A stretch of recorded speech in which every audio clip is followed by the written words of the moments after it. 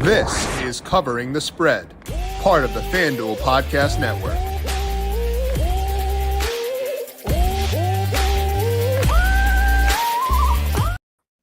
Pretty fun week for props across week 15. Of course, it does help that we have a headliner game here with the Bills and the Lions. We're going to break down some thoughts on that game, talking top player props in that one, some yardage bets, touchdown bets by bringing on Nader of FanDuel Research, someone who does a lot of great work, I think, with touchdown regression. So I want to pick her brain on how she does that, see some spots that she likes for this week, talking Bills and Lions, and much more to get you ready for some player props across week 15. This is Covering the Spread, a FanDuel Research podcast. My name is JimSannes. I'm a managing editor for FanDuel Research, joined here as mentioned by Nader. You can find her on X at anader33. Find her work over at FanDuel Research, where she is writing up the NBA, the NFL, and much more for us over there. Annie, happy Friday to you. How you doing today? I'm doing well, Jim. Hoping last night's game isn't a preview for what's to come in week 15, but I'm also secretly a little happy that the Niners are basically out of it. My Brock Purdy dynasty teams are not as enthused. It was like, oh, cool, dynasty playoffs. I missed out on the first round bye. It's okay. Team's still pretty good. We get the Texans back in the mix and stuff like that. Purdy looked good last week. Nope, it was trash. So I've given up hope, and I feel like that's a good place to be. If I can give up hope on Friday and just kind of ride through the weekend, I think we're in a good place. Yeah, you can focus on other stuff now. Yeah, exactly. There's nothing else for me to focus on because NASCAR's done, golf's on break. There's no baseball. Juan Soto signed, so I have nowhere to focus my energy. I think it'll just be a lot of me staring at a wall, which sounds productive.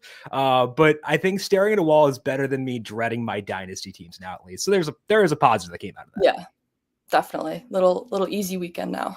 Exactly. Hopefully we can identify some more positives for this week. And by talking to Annie, as mentioned, we're talking about some touchdown regression. Because again, I think Annie does really good work for us at FanDuel Research, trying to identify players who should have scored more touchdowns than they have. And we'll talk about some players she likes for touchdown bets this week. We'll break down her thoughts on Bills Lions to get some props there, and yardage bets plus a same game parlay Annie likes week 15 as well. But first, a reminder to make sure you're subscribed to Covering the Spread wherever you get your podcasts. Already there, you can find our breakdown of the bracket for the 12-team college football playoff with Dr. Ed Feng of the Power Rank. That is up right now, breaking down his national championship bet.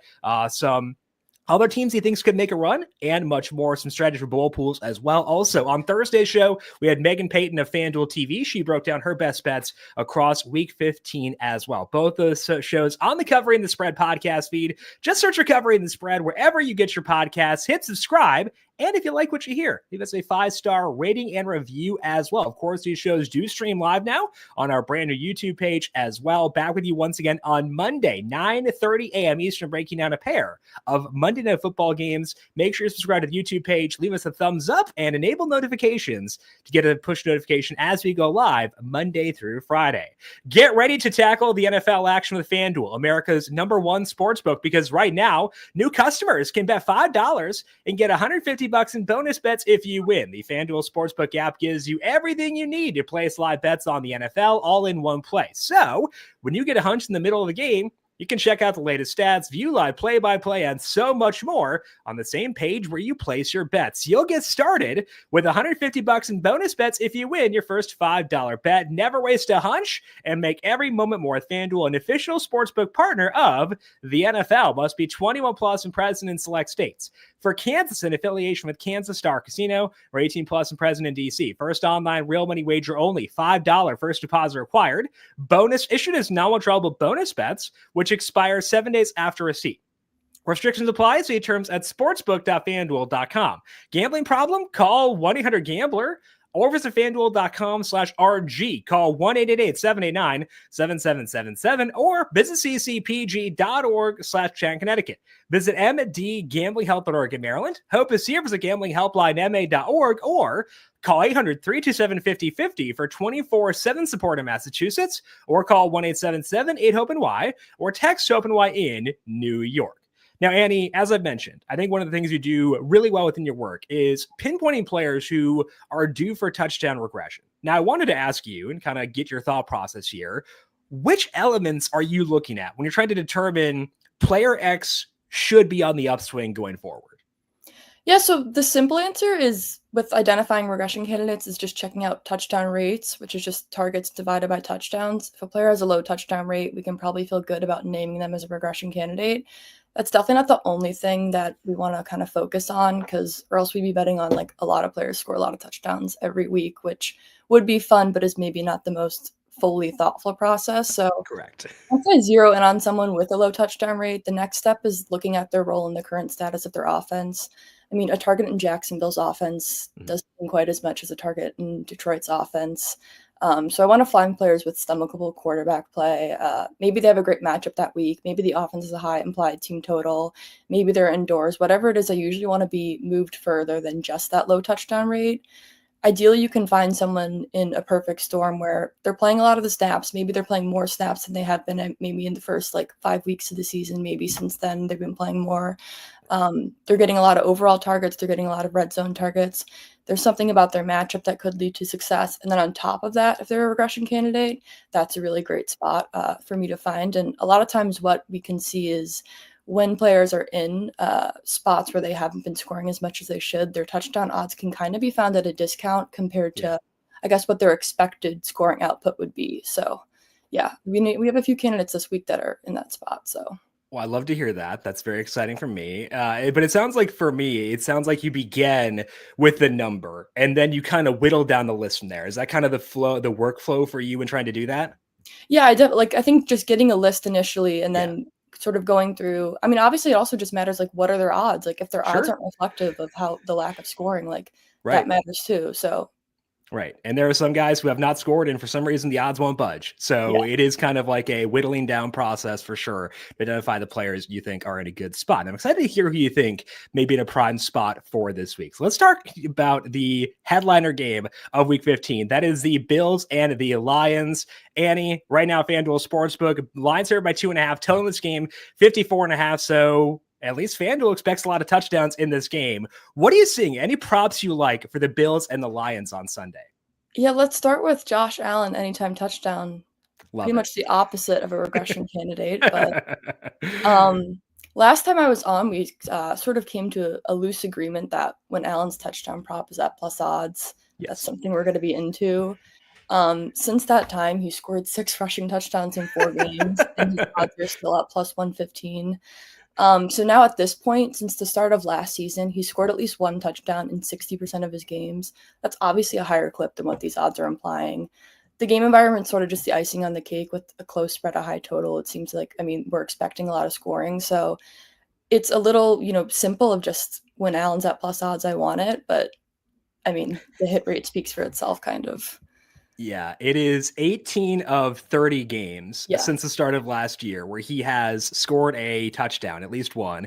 He has also scored 2 in 5 out of 30, which is a 17% rate, and he's plus 850 there. So we were talking about this with Megan on yesterday's show too. I think you could actually consider Josh Allen to score twice, which, like you said, feels weird given that he just scored 3 times last week. We're not looking at regression, but I think to me, just in general, sportsbooks have had a really hard time with the tush push, both with Allen and with Jalen Hurts, where it's just such a deviation from what you typically would do. You're looking at your overall rush attempts, overall rushing yardage. The ratio of touchdowns to those things is so skewed from what is normal and what is expected that I feel like they're just having a hard time with it. Like, if I were to show you my other laptop screen, it's comparing, finding the best odds to get on Josh Allen 2+ touchdowns in the market right now. So we are fully aligned on this. I could not agree more. It's just such a weird situation that I think sportsbooks have been a bit slow to kind of wrap their heads around such a weird thing that these teams are doing.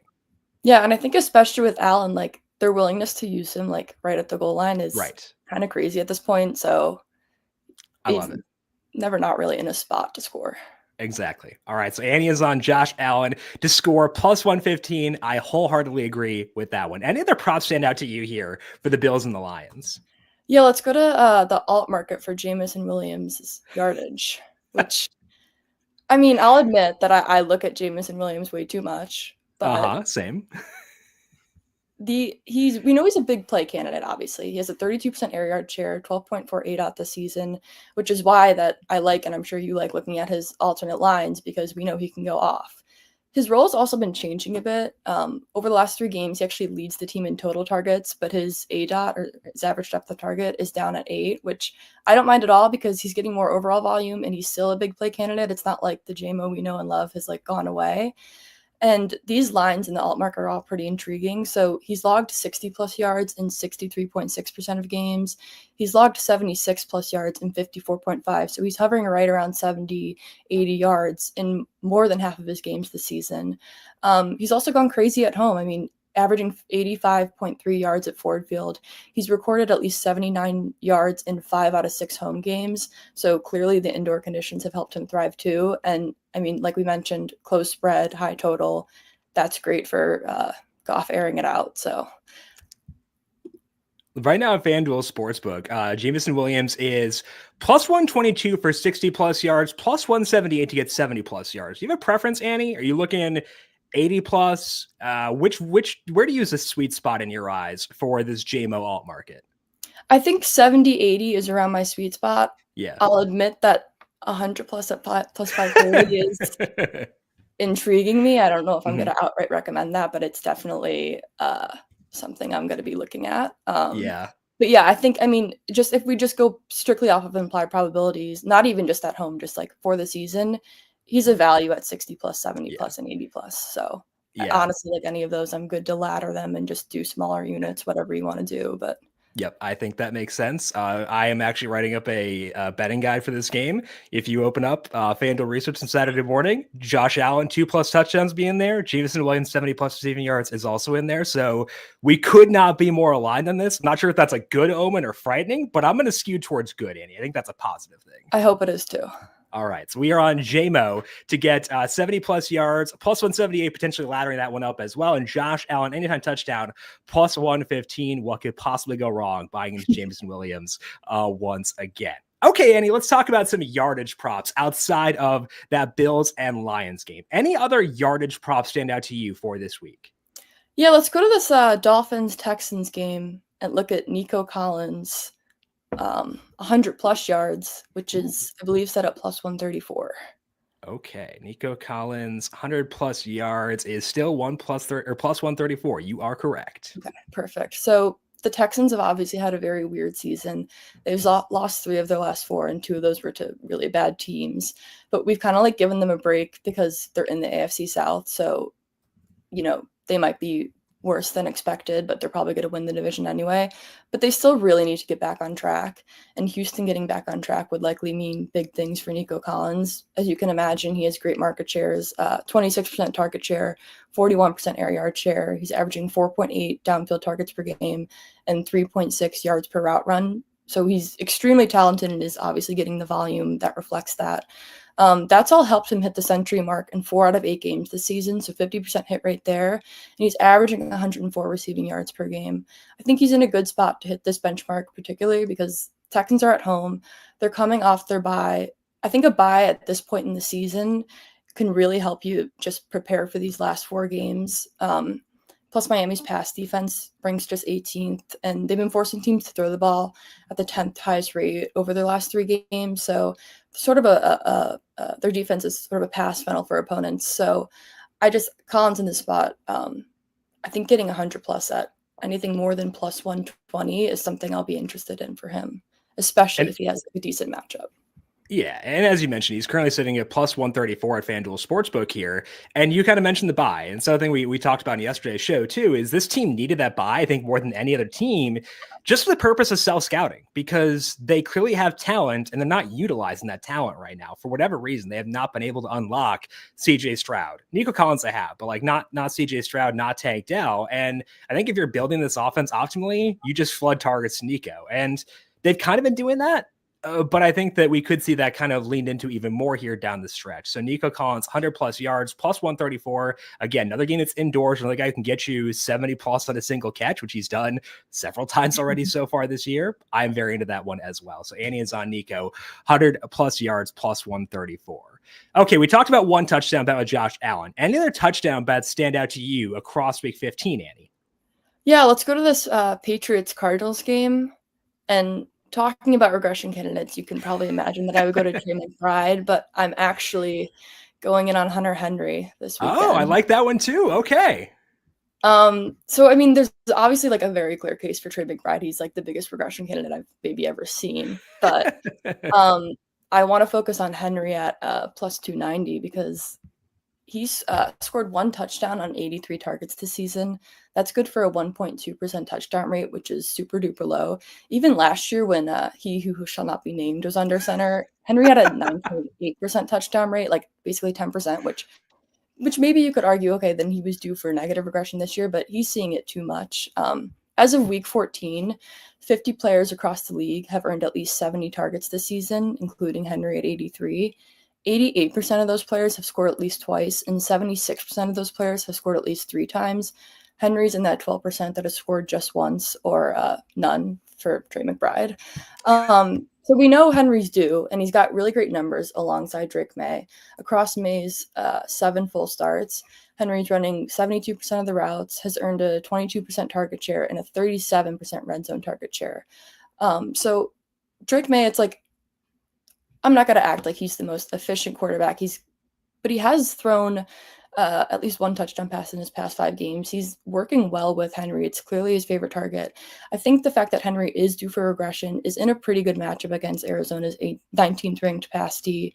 And the fact that he's getting such a heavy red zone usage, it seems like a really great spot for it to finally all collide together. And at these plus 290 odds, I think we're getting a tad of a discount based on whatever we would expect Henry's actual scoring output should be. I love the rug pull there of, it's Cardinals. Oh, it's got to be Trey McBride. Actually, it's the other tight end. I think that was fantastic. And like you said, Henry is due for regression because he's been getting a ton of targets in Drake May. As you mentioned, 22% target share in May's full starts, omitting the one where he left early due to that concussion. And Henry's been good. It's not just that he's getting targets, he's getting yardage too. They're facing a Cardinals defense that has been better recently, but still not elite by any means. I like the over in this game a bit. I haven't taken it, but I do like it a bit in this game. So I do expect there to be some points. Got the spread as being pretty efficient too. So that says to me a little bit higher on the Patriots offense than the market is, partly because Drake May has been good when he's been out there, been more efficient than Jacoby Brissett. So I think a lot of things do align to make Henry very interesting. And I couldn't agree more. I think that plus 290 is a very good number for him. Yeah. And I mean, I won't stray anyone off of Trey McBride either. It's kind of funny that like, the 2 biggest regression candidates, both tight ends in this game. But yeah, no, I tried this parlay. It's the touchdown regression tight end parlay is plus 828 for McBride and Henry, just for anyone who is curious about that. I thought that was at least worth checking out. Okay, so we're on Hunter Henry plus 290 at FanDuel Sportsbook. If I give you one same game parlay, Annie, across the entirety of week 15, maybe not a Trey McBride, Hunter Henry touchdown parlay. I don't want to speak for you, but what's your favorite same game parlay across week 15? Let's go back to this Dolphins-Texans game, and let's grab that Nico Collins 100 plus yards again. And then I'm going to add on his scoring prop, which I believe is set at plus 120 right now. Okay. So we'll start off there. Talked about why I like Nico Collins to get 100 plus. In terms of scoring, obviously, like if his path to 100 yards is also his path to scoring, those obviously correlate. He scored in half of his games this season. He's a 32% red zone target share, 66% end zone target share. It really doesn't get much better than that. And as you mentioned, like I think it's reasonable to give CJ Stroud and Houston's offense an overall bump, considering they're at home and coming off a much needed bye. And this Dolphins deep pass defense compared to the rush defense, like it's going to funnel more usage to the pass. That's what they've been doing a lot in general on the season, but also especially over the last few games.